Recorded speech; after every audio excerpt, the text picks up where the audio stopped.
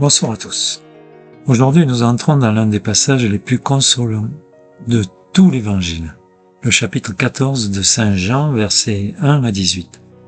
Nous sommes au soir du jeudi saint, Jésus vient de laver les pieds de ses disciples, il sait que la croix approche. Ses apôtres sont troublés, inquiets, perdus, et c'est précisément là, dans cette nuit qui s'annonce, que Jésus leur dit que votre cœur ne soit pas bouleversé. Il va leur révéler qui il est vraiment, c'est-à-dire le seul chemin, la seule vérité et la vraie vie. Il va leur promettre l'Esprit Saint et il va leur assurer cette parole extraordinaire: je ne vous laisserai pas orphelins. Cette parole ce soir, elle est aussi pour nous. Écoutons-la ensemble. Évangile de Saint Jean, chapitre 14, versets 1 à 18. Après le lavement des pieds, Jean nous présente 3 discours d'adieu de Jésus à ses apôtres. Ceux qui ont partagé sa vie devront découvrir bientôt une nouvelle manière de vivre avec le Christ. Si vous m'aimez, vous garderez mes commandements. Moi, de mon côté, je demanderai au Père de vous donner un autre protecteur qui sera pour toujours avec vous. C'est au chapitre, versets 15 à 17. Après le lavement des pieds, Jean nous présente 3 discours d'adieu de Jésus à ses apôtres. Ceux qui ont partagé sa vie devront découvrir bientôt une nouvelle manière de vivre avec le Christ. Versets 15 à 17.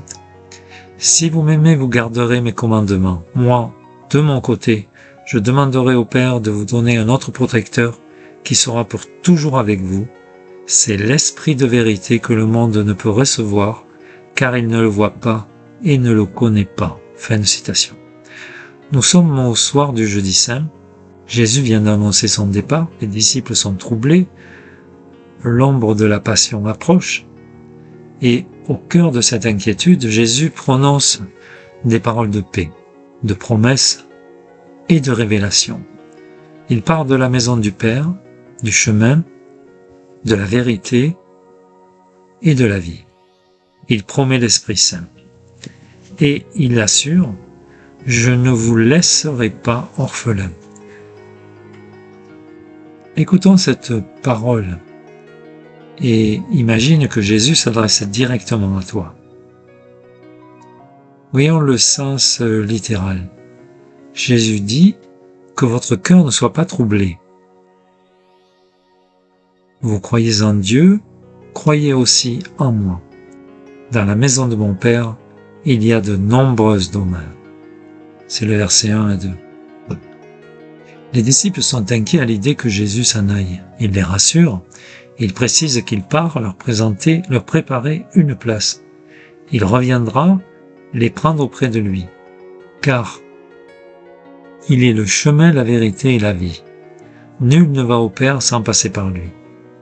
Voir Jésus, c'est voir le Père. Verset 9. Puis, il promet un autre défenseur, l'Esprit de vérité qui demeurera avec eux pour toujours. Nous le voyons versets 16 et 17. Enfin, cette parole bouleversante: je ne vous laisserai pas orphelins.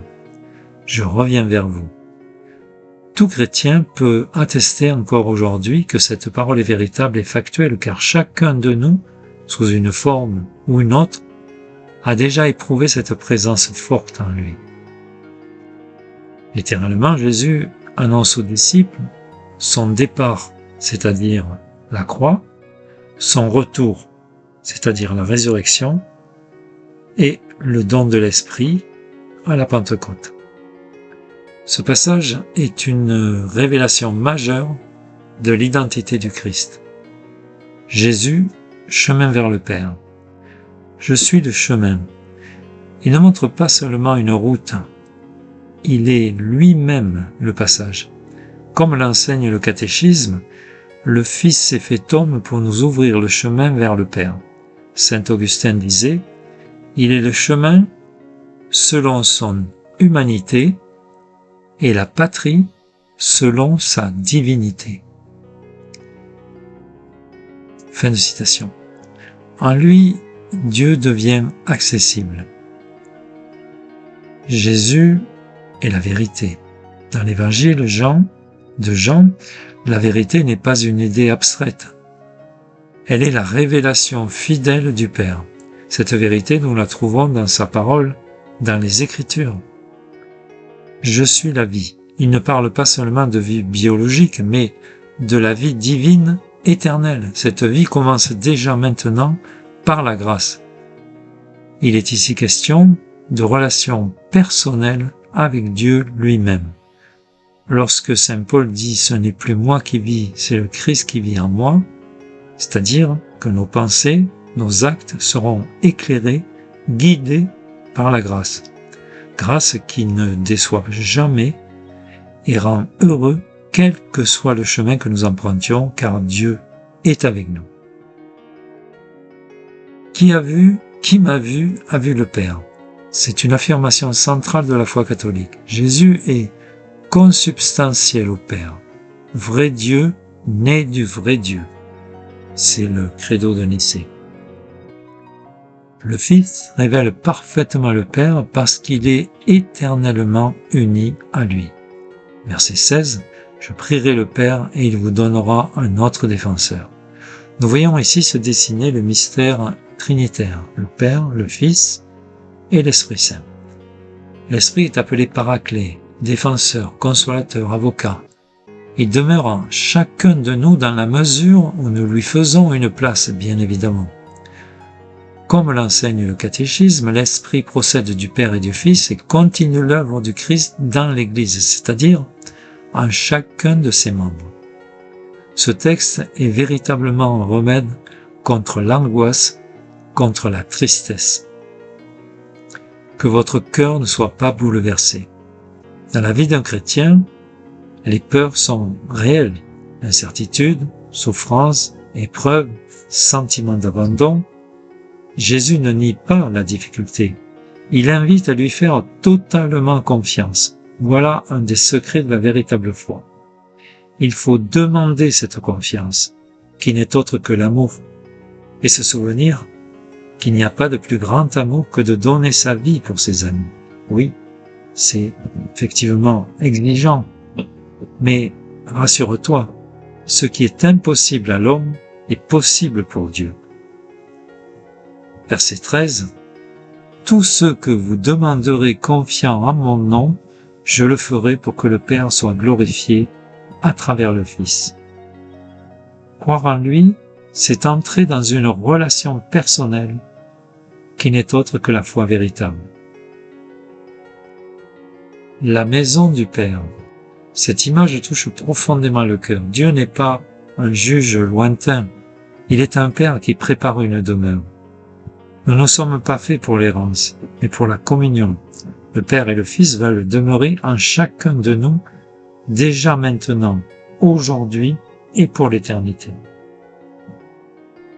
Verset 18. « Je ne vous laisserai pas orphelins. » C'est une parole forte pour toute solitude, quelle qu'en soit la raison. Dans l'Église, par les sacrements, par l'Esprit, le Christ est réellement présent. Il ne nous abandonne pas. Même dans l'obscurité, nous ne sommes jamais seuls. C'est toujours nous qui le mettons à l'écart, qui l'abandonnons comme Pierre et tous ses disciples devant le danger, devant nos doutes, devant notre manque de foi. Les pères de l'Église ont beaucoup médité ce passage. Saint Thomas d'Aquin explique que le Christ est le chemin selon sa passion, vérité selon sa doctrine, vie selon sa résurrection. Sainte Thérèse d'Avila voyait dans les nombres de demeures une image des degrés de l'union à Dieu, thème qu'elle développera dans le château intérieur. La tradition liturgique de l'Église proclame souvent ce texte aux funérailles chrétiennes, non pas comme une fuite devant la mort, mais comme une proclamation d'espérance qui doit être la base et la fondation même de notre foi. Voyons à présent la première lecture dans Actes chapitre 6, versets 1 à 7. Dans ce verset, nous avons l'institution des 7 pour le service des veuves et la connaissance de l'Église. C'est l'institution du diaconat permanent.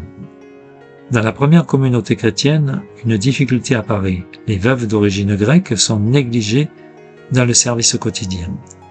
Les apôtres discerneront alors qu'ils ne peuvent pas tout faire seuls et choisissent 7 hommes remplis de Saint-Esprit et de sagesse pour assurer le service des tables, tandis qu'eux-mêmes se consacrent à la prière et à l'annonce de la parole. Résultat, la parole de Dieu était féconde, le nombre de disciples augmentait fortement, l'Église grandit dans l'ordre, communion et la mission. Voyons le lien avec l'évangile de ce dimanche. Je suis le chemin. Dans Acte 6, l'Église apprend concrètement à marcher sur ce chemin. Le service humble, organisé, inspiré par l'Esprit. Celui qui croit en moi fera les œuvres que je fais. Les apôtres prolongent l'œuvre du Christ, annoncer la parole et servir les plus fragiles. L'institution des 7 montre que l'œuvre de Jésus continue dans l'Église grâce à l'Esprit. En un mot, Saint Jean annonce que le Christ continue son œuvre par ceux qui croient en lui. Au verset 6, il montre concrètement cette promesse à l'œuvre dans une Église guidée par l'Esprit, au service de la communion et des plus pauvres. Deuxième lecture, 1 Pierre, chapitre 2, versets 4 à 9. Saint Pierre invite les chrétiens à s'approcher du Christ. Pierre vivante, rejetée par les hommes, mais choisie et précieuse devant Dieu. Le Christ est la pierre angulaire. Celui qui croit en lui ne sera pas confondu. Les baptisés, eux aussi, deviennent des pierres vivantes, une maison spirituelle, un sacerdoce saint, un peuple choisi, une nation sainte chargée d'annoncer les merveilles de Dieu. Il s'agit d'une identité nouvelle reçue par la foi lorsqu'elle est accueillie par le baptême et la parole. Voyons à présent le lien avec l'Évangile. Dans la maison de mon Père, il y a de nombreuses demeures. En 1 Pierre, cette maison devient réalité. Les croyants eux-mêmes forment cette maison spirituelle, ou plus précisément, devraient la former, car cela suppose de le suivre. Verset 24, « Celui qui ne m'aime pas ne garde pas mes paroles. » Fin de citation. La demeure promise par Jésus commence déjà à se construire dans l'Église. « Je suis le chemin », nous dit Jean. Le Christ est la pierre angulaire. C'est par lui que l'on entre dans l'édifice et c'est sur lui que tout repose. Celui qui croit en moi fera les œuvres que je fais. C'est dans Jean, chapitre 14, verset 12. Pierre précise ses œuvres, annonce les merveilles de Dieu, vivre comme un peuple consacré et rayonner de la lumière reçue. Saint Jean révèle que Jésus conduit à la maison du Père. 1 Pierre montre que par la foi, nous devenons déjà cette maison, bâtie sur le Christ, appelée à porter sa lumière dans le monde. À présent, une piste de méditation ou de prière. On peut reprendre lentement cette phrase. Jésus, je crois en toi. Conduis-moi vers le Père. Ne me laisse pas orphelin. Tu dis, dans la maison de mon Père, il y a de nombreuses demeures. Aide ton serviteur à comprendre en vérité le sens profond de son verset. Excellent échange à toutes et à tous. Soyez bénis et à la semaine prochaine.